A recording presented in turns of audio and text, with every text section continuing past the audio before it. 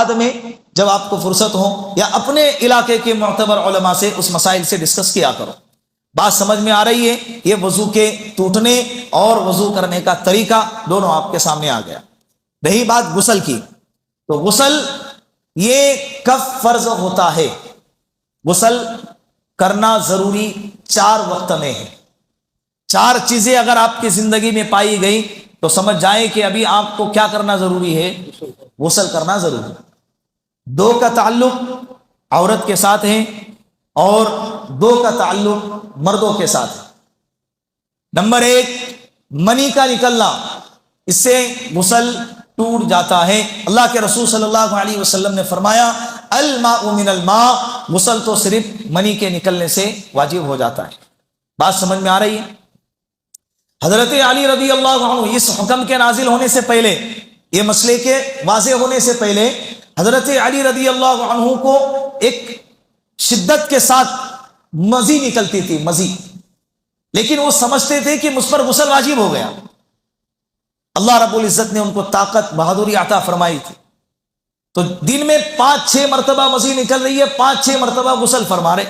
ایک تو مدینے کے اندر پانی کی قلت ہے، اور ایک ہی دن میں انسان 5-6 مرتبہ جب غسل کرے گا تو باڈی بیمار نہیں ہوگی، چمڑا نرم پڑ گیا. ان کے ذہن میں خیال آیا کہ دین آسان ہے. دین کیا ہے؟ آسان ہے. پھر یہ دن میں 5-6 مرتبہ مجھ پر غسل ہو رہا ہے، یہ تو میرے لیے مشقت کی چیز ہو گئی. آپ صلی اللہ علیہ وسلم سے مسئلہ پوچھنا ہے، لیکن ٹھہرے آپ صلی اللہ علیہ وسلم، سسر جی.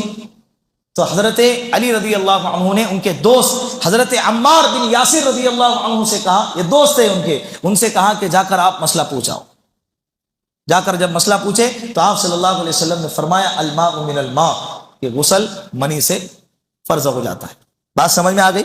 ایک. دوسرا، کوئی بندہ اسلام میں داخل ہو گیا، اسلام میں داخل ہو گیا، تو اس کے لیے ضروری ہے کہ غسل کروایا جائے. اس کو کیا کیا جائے؟ ایک ظاہری باطنی دونوں ہی ناپاکی سے وہ باہر نکلا ہے، اب اس کو پاک کرنے کے لیے غسل کرنا ہے. تیسرے نمبر پر جس کا تعلق عورت سے ہے، حیض کے خون سے فارغ ہو گئی.